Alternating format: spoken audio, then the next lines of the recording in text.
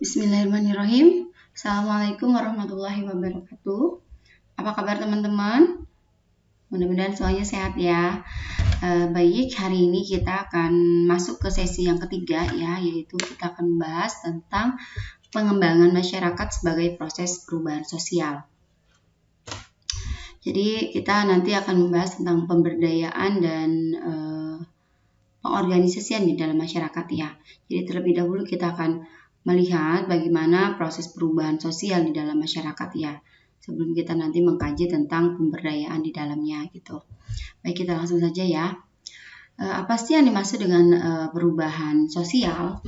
Jadi perubahan sosial adalah perubahan pada lembaga-lembaga kemasyarakatan dalam suatu masyarakat yang mempengaruhi sistem sosial, termasuk di dalamnya adalah nilai, sikap, dan pola perilaku di antara kelompok dalam masyarakat ya. Jadi perubahan sosial ini adalah perubahan-perubahan pada lembaga-lembaga di dalam suatu masyarakat ya, di mana perubahan tersebut akan berpengaruh pada nilai, sikap, dan pola perilaku antar kelompok di dalam masyarakatnya. Contohnya apa ya? Misalnya contohnya adalah misalnya di desa ya, di desa yang memang belum menerapkan PHBS, misalnya dia masih belum ada jamban sehat ya, contohnya belum ada jamban sehat, kemudian belum ada jamban sehat sehingga masyarakatnya itu di dalam kelompok di dalam masyarakat itu buang air besarnya itu masih di sungai gitu ya, di jamban yang tidak sehat itu di sungai, atau mungkin ada yang di sawah gitu ya, seperti itu. Nah, kemudian terjadi perubahan sosial di sini, misalnya kemudian dibangun jamban bersama gitu, jamban sehat bersama gitu ya. Jadi menggunakan dana CSR dari lembaga yang ada di sekitar wilayah tersebut, kemudian dibuatkanlah WC umum gitu ya, WC umum, sehingga masyarakat di desa tersebut bisa menggunakan fasilitas tersebut secara bersama-sama gitu. Nah, kemudian dengan adanya perubahan seperti itu, masyarakat jelas yang tadinya menganggap bahwa buang air itu tidak masalah di sungai gitu ya, atau di kebun, di sawah gitu ya, itu berangsur akan berubah nilai-nilainya, bahwa di dalam dirinya akhirnya muncul sesuatu yang benar. Oh, ternyata buang air besar itu tidak boleh sembarangan. Oh, ternyata buang air besar yang benar itu harus seperti ini gitu ya. Di dalam WC tertutup dan ada septic tank gitu, seperti itu. Ya, sehingga nilainya berubah, sikapnya juga berubah. Akhirnya sudah tidak lagi menganggap buang air di jamban atau di sungai itu menjadi sesuatu yang baik gitu. Muncul sikap seperti itu sehingga akan berubah pada mempengaruhi juga pola perilakunya, yang tadinya setiap kali dia buang air besar itu di sungai, sekarang sudah sudah tidak lagi gitu ya, tetapi sudah pindah ke WC umum atau toilet bersama yang sudah disediakan tersebut gitu ya. Sehingga kenapa? Karena ya tadi muncul nilai dalam dirinya, sikapnya juga terhadap perubahan-perubahan tersebut menjadi baik seperti itu. Ya, itu contoh perubahan sosial. Banyak ya perubahan-perubahan sosial lainnya di dalam lingkungan masyarakat. Misalnya apa? Misalnya di desa yang tadinya belum ada jaringan internet misalnya gitu ya, kemudian masuk jaringan internet di situ gitu, ada perubahan-perubahan terhadap nilai tentunya, sikap dan juga pola perilaku di masyarakat. Yang tadinya misalnya nggak kenal sosial media, jadi kenal sosial media. Kemudian sikapnya juga mungkin berubah di situ gitu ya, terhadap perilakunya juga berubah, yang tadinya nggak suka ya biasanya yang tadinya nggak kenal dengan yang namanya sosmed gitu ya, sekarang udah kenal sosmed gitu ya. Kemudian yang biasanya kalau ada keperluan misalnya satu dengan satu orang lainnya itu harus datang, ya ini jadi menggunakan telepon meskipun misalnya orangnya dekat gitu ya. Kemudian contoh perilaku lainnya apa, misalnya ya akses terhadap berbagai informasi menjadi lebih banyak gitu kepada masyarakat, seperti itu. Itu contoh perubahan-perubahan sosial ya. Jadi intinya perubahan sosial itu adalah perubahan pada lembaga kemasyarakatan ya yang akan mempengaruhi seluruh tatanan atau seluruh sistem sosial gitu ya. Mempengaruhi sistem sosial di dalamnya ada nilai, sikap dan juga perilaku yang akan terpengaruhi seperti itu. Oke, kemudian kita akan membahas tentang teori perubahan sosial. Teori yang pertama adalah teori evolusioner. Nah, di dalam teori evolusioner ini, perubahan sosial memiliki arah yang mantap yang dilalui oleh masyarakat. Ya, kemudian semua masyarakat melewati urutan fase yang sama, serta mulai dari tahap perkembangan awal sampai dengan perkembangan terakhir. Nah, bila tahap terakhir sudah tercapai, maka perubahan evolusioner ini telah berakhir. Prinsip dari teori evolusi ini yang paling penting merupakan bahwa tahap-tahap masyarakat berasal dari kelahiran, pertumbuhan, serta kesempurnaan. Jadi teori evolusioner ini memang cenderung lebih lama ya, karena tahapan-tahapannya itu, tahapan-tahapan perubahannya itu benar-benar dilalui gitu ya, seperti itu. Lalu ada lagi teori konflik. Teori konflik ini memaparkan bahwasanya konflik ataupun perselisihan itu berasal dari perselisihan kelas antar kelompok yang mengendalikan modal atau pemerintah dengan kelompok tertindas secara materi, sehingga mengarah pada perubahan sosial. Kemudian, sumber perubahan sosial yang paling penting di dalam perspektif ini merupakan konflik kelas sosial di dalam masyarakat. Nah, perspektif ini memiliki prinsip bahwa konflik sosial serta perubahan sosial merupakan hal-hal yang selalu melekat pada struktur masyarakat. Teori ini didasarkan pada pemikiran Karl Marx ya, bahwa konflik kelas sosial merupakan sumber terpenting serta berpengaruh di dalam semua perubahan sosial. Teori konflik ya, jadi biasanya ada perubahan-perubahan dari yang memang masyarakat yang kelas menengah misalnya kelas bawah gitu ya, memang secara misalnya secara ekonomi itu memang berada di bawah gitu ya, kurang gitu. Dan ada lagi masyarakat yang memang secara materi atau secara ekonomis itu memang dia ada gitu. Jadi ada kesenjangan di situ yang akhirnya menimbulkan suatu konflik di situ ya, seperti itu. Nah, menimbulkan suatu konflik dan akhirnya ada perubahan konsep yang ada di dalam masyarakat gitu ya. Yang selanjutnya adalah teori fungsional. Teori ini menganggap bahwa setiap elemen masyarakat memberikan fungsi pada elemen masyarakat lainnya. Perubahan yang muncul di bagian masyarakat juga akan menyebabkan perubahan di bagian yang lain. Jadi teori fungsional ini adalah ada perubahan di satu kelompok yang akan mempengaruhi ke kelompok lainnya gitu, seperti itu. Lalu ada lagi teori siklus. Teori ini memiliki perspektif yang menarik ya di dalam melihat perubahan sosial, karena mengasumsikan bahwa perubahan sosial ini tidak dapat sepenuhnya dikendalikan oleh siapapun, bahkan orang-orang yang terampil sekalipun. Di dalam masyarakat terdapat siklus yang harus diikuti. Kebangkitan serta penurunan peradaban atau budaya tidak terelakkan serta perubahan sosial tidak selalu ke arah yang lebih baik, yakni siklus. Oke, lalu kita akan bahas bagaimana hubungan antara perubahan sosial dan juga budaya. Perubahan-perubahan sosial merupakan bagian dari perubahan-perubahan kebudayaan. Jelas ya, kalau misalnya ada masyarakat, kehidupan sosial di dalam masyarakatnya berubah, maka budaya di dalam masyarakat itu juga akan berubah gitu, baik ke arah yang baik maupun ke arah yang kurang baik gitu ya, seperti itu. Perubahan-perubahan dalam kebudayaan mencakup semua bagian kebudayaan, termasuk di dalamnya adalah kesenian, ilmu pengetahuan, teknologi, dan segala wujud budaya. Ya, misalnya Kingsley Davis ini mengemukakan bahwa perubahan logat bahasa yang terjadi pada bahasa-bahasa orang Arya ya, setelah terpisah dengan induknya atau dengan kelompoknya gitu ya, perubahan-perubahan tersebut tidak mempengaruhi organisasi sosial dari masyarakatnya yang menggunakan bahasa tersebut. Lebih merupakan perubahan kebudayaan daripada perubahan sosial. Ya, jadi misalnya dalam penggunaan bahasa. Lalu perubahan-perubahan dalam kebudayaan ini memiliki ruang lingkup yang lebih luas ya. Kalau budaya kan jelas akan banyak pengaruhi ke perubahannya atau aspeknya itu lebih luas gitu ya, seperti itu. Nah, di dalam bentuk perubahan sosial budaya ini ada beberapa hal yang bisa kita lihat. Perubahan sosial budaya ini bisa kita lihat berdasarkan prosesnya atau waktunya. Kemudian berdasarkan pengaruhnya, berdasarkan penyebab perubahannya, serta berdasarkan hasil dari perubahan tersebut. Yang pertama adalah berdasarkan proses atau waktu. Ya, perubahan berdasarkan proses atau waktu ini meliputi perubahan secara lambat atau evolusi dan perubahan secara cepat atau kita sebut sebagai revolusi. Ya.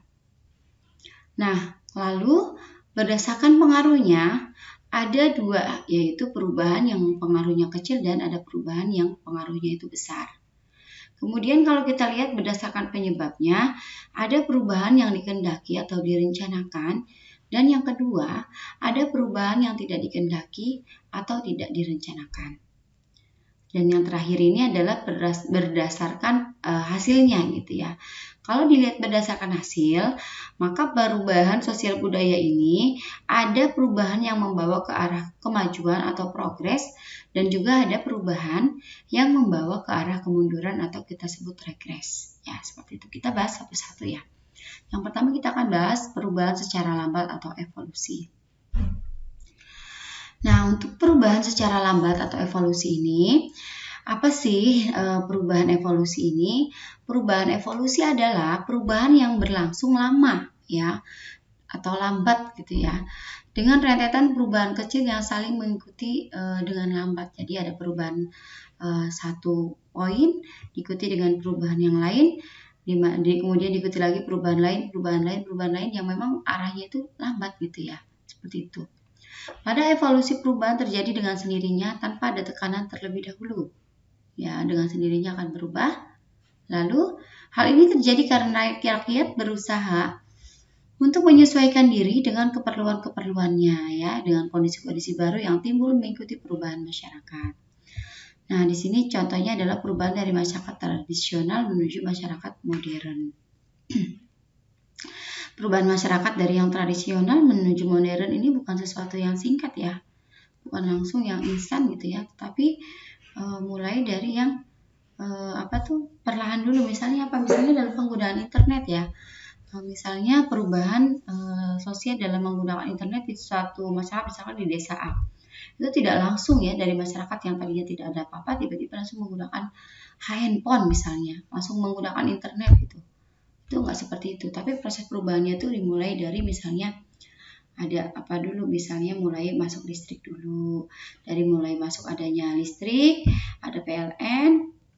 Nah, di situ kemudian mulai itu perubahan masyarakatnya dari yang tadinya menggunakan lampu kan menjadi menggunakan listrik, proses belajar yang tadinya malam misalnya tidak maksimal menjadi maksimal, kemudian ada informasi-informasi baru terkait dengan adanya listrik, kemudian setelah ada listrik kemudian berpelan gitu ya, berubah kemana lagi, misalnya kemudian ada perubahan sosial terkait dengan adanya televisi gitu ya.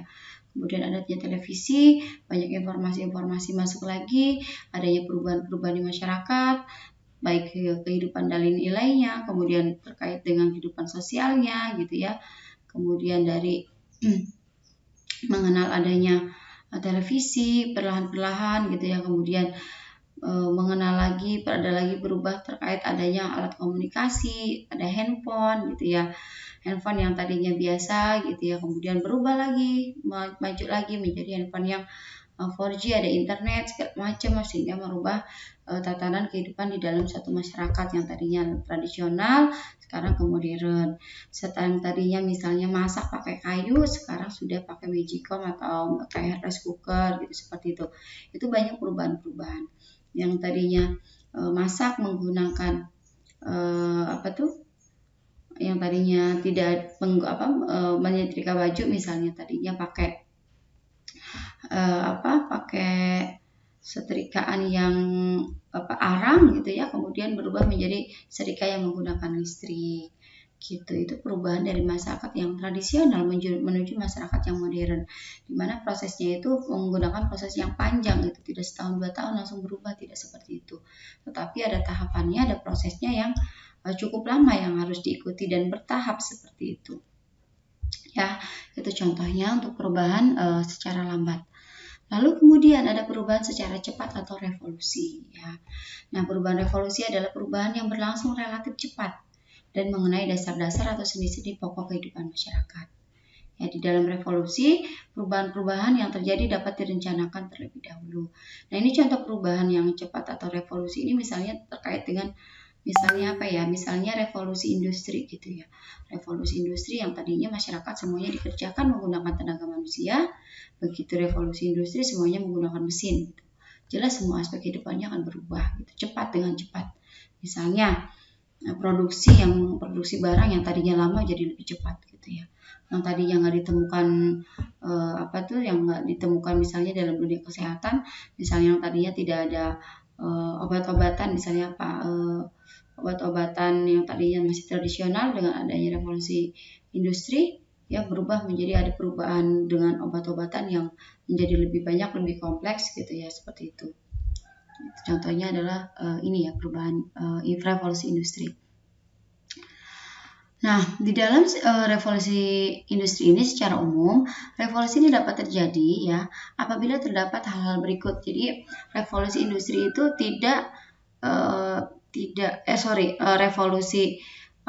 perubahan yang sifatnya itu lebih cepat gitu ya, atau revolusi.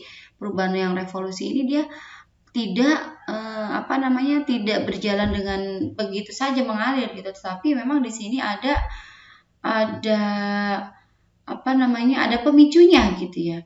Nah, apa saja sih yang menjadi hal yang menjadi penyebab terjadinya revolusi atau terjadinya perubahan sosial yang cepat gitu ya. Yang pertama adalah harus ada keinginan untuk mengadakan suatu perubahan di dalam masyarakat tersebut. Ya, jadi dari masyarakat itu sendiri tumbuh atau muncul keinginan untuk mengadakan suatu perubahan.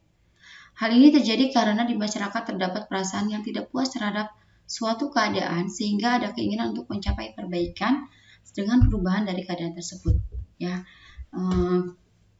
misalnya yang tadinya itu transportasi, misalnya ya, menggunakan transportasi yang tadinya misalnya menggunakan misalnya jaraknya jauh, menggunakan perahu kecil misalnya ya, kemudian tidak puas dengan kondisi seperti itu karena menghambat semuanya, bikin jembatan yang bagus, yang luas, yang besar misalnya, sehingga aksesnya itu lebih mudah misalnya gitu ya. Itu secara umum seperti itu. Jadi muncul dulu keinginan untuk adanya perubahan seperti itu. Misalnya apalagi dari sistem pendidikan juga gitu sama ya. Jadi masyarakatnya harus berubah, harus ada keinginan dulu yang muncul.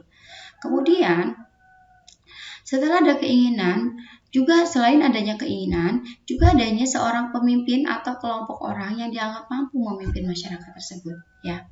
Jadi adanya orang yang menjadi yang mampu membawa masyarakat tersebut ke arah perubahan yang cepat gitu ya. Ada orang yang mampu memimpin gitu ya, sosok orang-orang yang revolusioner lah gitu ya, seperti itu. Pemimpin tersebut dapat menampung keinginan-keinginan masyarakat tersebut untuk kemudian meneruskan serta menegaskan rasa tidak puas dari masyarakat untuk dijadikan program dan arah bagi gerakan masyarakat gitu. Dimana ya tadi ya ada pemimpin yang dianggap mampu memimpin masyarakat untuk mengikuti proses perubahan, untuk mengalami perubahan sosial yang ke arah lebih baik dan cepat gitu, seperti itu. Nah, pemimpin ini kemudian harus dapat menunjukkan gerakan revolusi kepada masyarakat. Nah, dan harus ada momentumnya ya. Momentum ini atau pemilihan waktu yang tepat untuk terjadinya revolusi atau perubahan sosial yang ke arah cepat. Contohnya adalah tadi ya, revolusi industri, seperti itu. Nah, kemudian perubahan berdasarkan hasil tadi ya. Perubahan sosial berdasarkan atau dilihat dari hasilnya. Ada dua, yaitu perubahan yang pengaruhnya kecil dan yang kedua perubahan yang pengaruhnya itu besar. Yang pertama adalah perubahan yang pengaruhnya kecil. Perubahan yang pengaruhnya kecil adalah perubahan yang kurang membawa pengaruh langsung atau kurang berarti bagi masyarakat yang bersangkutan. Perubahan demikian ini tidak sampai membuat keguncangan-keguncangan dalam masyarakat. Ya, yang contohnya ada perubahan model pakaian. Ya, mungkin yang tadinya berpakaian itu pakaian apa ya, misalnya pakai pakaian tradisional, misalnya yang masyarakatnya itu tadinya misalnya di mana di masyarakat Papua misalnya gitu ya, kan dia ada punya pakaian yang tradisional yang masih ada, yang sekarang juga masih banyak yang pakai pakaian seperti ini, yang tadinya nggak pakai kaos gitu ya, pakai baju yang seadanya lah, masyarakat pakaian khas di sana gitu. Kemudian begitu ada perubahan sosial ya, udah ada pakaian-pakaian dari luar masuk gitu, sehingga berubahlah masyarakat yang tadinya hanya pakai baju-baju tradisional gitu yang apa adanya gitu ya, kemudian memakai baju yang apa namanya tuh yang bener gitu ya, artinya sudah pakai baju yang pakai kaos, pakai celana yang apa yang memadai lah gitu ya, seperti itu. Itu contohnya ada perubahan dalam pakaian seperti itu. Dan perubahan lainnya lah ya, yang memang perubahannya itu tidak berpengaruh secara signifikan, itu artinya tidak sampai merubah tatanan kehidupan masyarakat yang banyak gitu ya, seperti itu. Lalu kemudian perubahan yang pengaruhnya besar. Perubahan dikatakan memiliki pengaruh besar bagi masyarakat apabila perubahan tersebut dapat mengubah sendi-sendi kehidupan masyarakat yang penting, ya, seperti sistem kepemilikan tanah, stratifikasi sosial, dan sebagainya. Contohnya industrialisasi, ya, tadi adanya revolusi industri itu memiliki pengaruh yang sangat besar, ya, dari semua tatanan kehidupan masyarakat. Ya, misalnya menjadi ya tadi yang tadinya menggunakan tenaga manusia menjadi tenaga mesin, sehingga kebutuhan masyarakat itu ya akan kebutuhan masyarakat itu bisa terpenuhi dengan baik, misalnya seperti itu. Kemudian tenaga kerja juga menjadi lebih ke arah mesin sekarang ya, lebih apa tuh perubahannya besar lah gitu ya, dari segi aspek sosial juga jelas mereka akan menjadi lebih baik seperti itu. Nah, lalu perubahan yang dikehendaki atau perubahan yang direncanakan. Perubahan yang direncanakan adalah perubahan-perubahan yang diperkirakan atau yang telah direncanakan terlebih dahulu oleh pihak yang hendak mengadakan perubahan di dalam masyarakat. Ya, pihak-pihak yang menghendaki suatu perubahan dinamakan agent of change, ya. Jadi seseorang atau sekelompok orang yang mendapat kepercayaan dari masyarakat sebagai pemimpin satu atau lembaga kemasyarakatan, ya. Orang yang mampu membawa ke arah ke perubahan yang lebih baik gitu ya. Oleh karena itu, suatu perubahan yang direncanakan selalu di bawah pengendalian atau pengawasan si orang yang bisa melakukan perubahan tersebut atau agent of change tersebut gitu, atau agen pembaharu gitu ya. Secara umum, perubahan perencanaan dapat juga disebut sebagai perubahan yang dikehendaki. Contohnya apa? Contohnya adalah proses pembangunan, program KB ya, pekan imunisasi ya. Contohnya itu. Jadi kalau program KB itu kan misalnya program KB atau proses pembangunan. Semuanya itu proses pembangunan ada set plan-nya gitu ya. Ada ada perencanaannya yang memang sudah direncanakan dalam jangka waktu yang panjang, kapan akan dimulai pembangunannya gitu ya. Pembangunan apa? Misalnya pembangunan jalan, kemudian pembangunan fasilitas pendidikan gitu ya. Kemudian apalagi pembangunan fasilitas-fasilitas umum misalnya seperti itu. Lalu program KB juga sama. Program KB ini ada terprogram gitu ya. Bagaimana dari suatu masyarakat yang tadinya tidak menggunakan KB, kemudian dibuatlah suatu program supaya masyarakat ini ber-KB sehingga angka kelahiran itu bisa diatur, gitu ya, bisa diatur sehingga masyarakat itu dapat dapat menjalankan kehidupannya itu yang lebih berkualitas gitu ya, seperti itu. Anak-anaknya juga gitu mendapatkan misalnya pendidikan yang layak gitu, seperti itu. Dari segi kesehatan juga si perempuan atau ibunya itu menjadi kualitas hidupnya jelas akan lebih baik gitu ya, seperti itu. Lalu pekan imunisasi nasional misalnya, imunisasi juga sama, semuanya terprogram gitu. Ya, jadi perubahan yang dikehendaki ini adalah perubahan yang sudah melewati atau melalui proses perencanaan terlebih dahulu, seperti itu. Lalu ada perubahan yang tidak dikehendaki atau direncanakan ya. Perubahan yang tidak direncanakan biasanya berupa perubahan yang tidak dikehendaki dan terjadi di luar jangkauan masyarakat. Ya, seperti itu. Terjadi karena perkiraan atau di luar jangkauan. Perubahan ini sering membawa masalah-masalah yang memicu kekacauan atau kendala-kendala dalam masyarakat. Bukan lahan yang kurang memperhatikan kelestarian lingkungan misalnya. Nah, contohnya adalah terjadinya bencana alam. Ya, bencana alam itu jelas akan menimbulkan perubahan, ya. Tetapi perubahan tersebut tidak dikehendaki memang ya, tidak direncanakan. Misalnya apa? Misalnya bencana apa ya? Misalnya yang di Aceh misalnya tsunami waktu 2004 ya. Jelas itu terjadi perubahan setelah itu. Baik dalam segi pembangunan, segi sosial gitu ya, terjadi perubahan yang sangat besar di situ. Tetapi perubahan itu tidak dikehendaki gitu, seperti itu. Kemudian apalagi misalnya bencana alam lah, semua bencana alam itu semuanya jelas akan menimbulkan perubahan-perubahan yang tidak dikehendaki oleh masyarakat, seperti itu ya. Lalu kita lihat perubahan sosial berdasarkan hasilnya gitu ya. Bukan hasil ya, apa tadi itu berdasarkan berdasarkan hasil ya. Ada yang perubahannya itu membawa ke arah kemajuan atau progres ya, dan juga yang ke arah mundur atau regres ya. Oke, perubahan sebagai suatu kemajuan merupakan perubahan yang memberi dan membawa kemajuan pada masyarakat. Hal ini tentu sangat diharapkan karena kemajuan itu bisa memberikan keuntungan dan berbagai kemudahan bagi manusia. Perubahan kondisi masyarakat tradisional dengan kehidupan teknologi yang masih sederhana menjadi masyarakat maju dengan berbagai kemajuan teknologi yang memberikan berbagai kemudahan merupakan sebuah perkembangan dan pembangunan yang membawa kemajuan. Ya, contohnya penemuan alat-alat transportasi, penemuan alat komunikasi gitu ya. Itu jelas arah perubahannya itu ke arah yang maju gitu ya, dari masyarakat yang misalnya yang tradisional menjadi masyarakat-masyarakat yang modern gitu ya.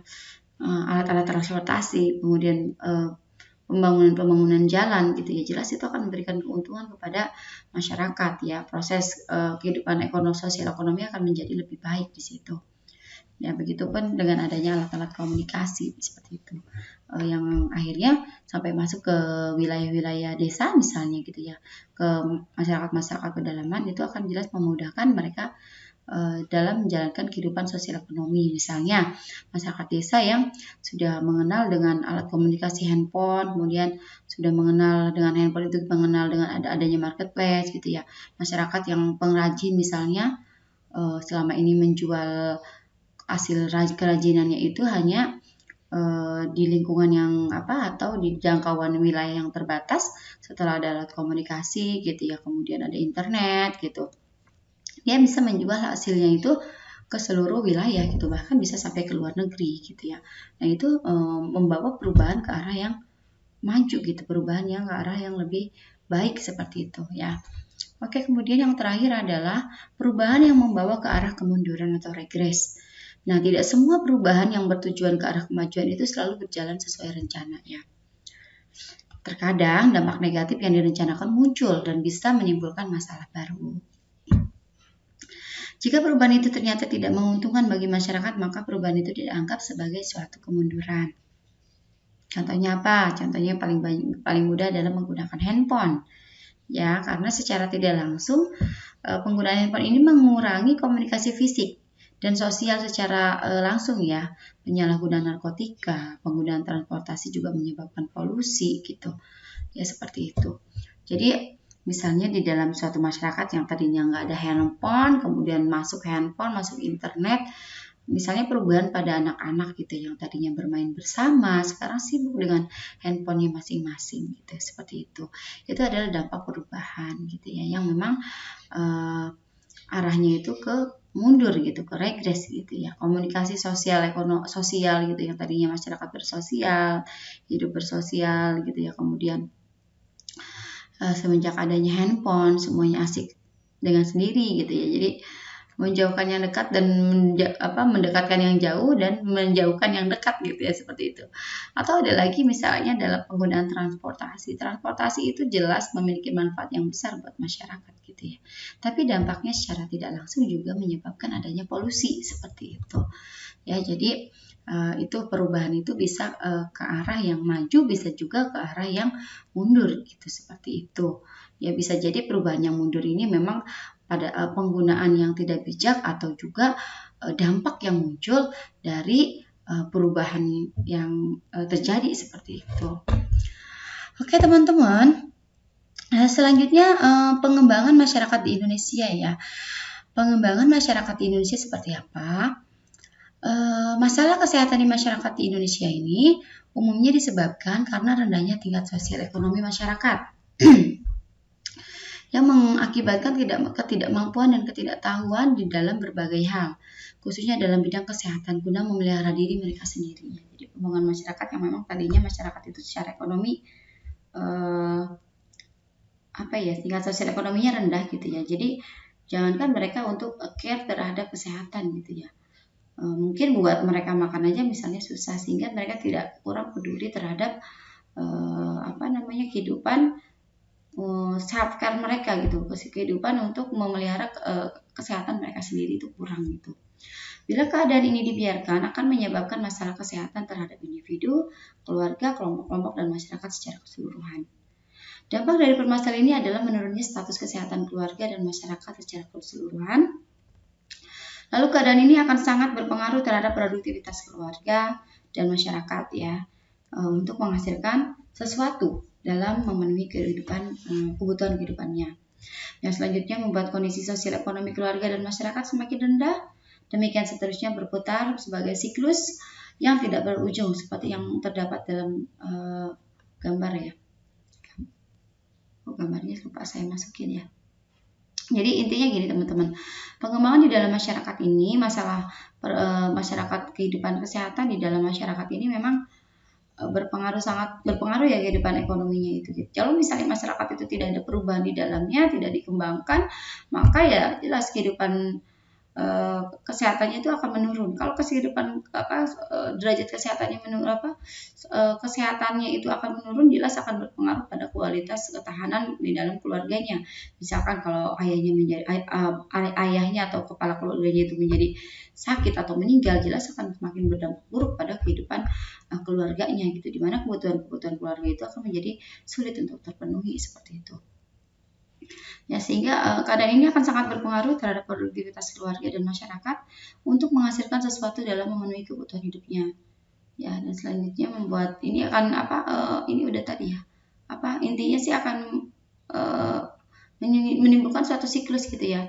Dari yang masyarakat masyarakat yang secara ekonomi kurang, kemudian dia tidak memperhatikan kesehatan dirinya gitu ya, misalnya yaudah namanya masyarakat secara ekonomi kurang gitu ya, jadi mereka kurang peduli terhadap kesehatan sendiri.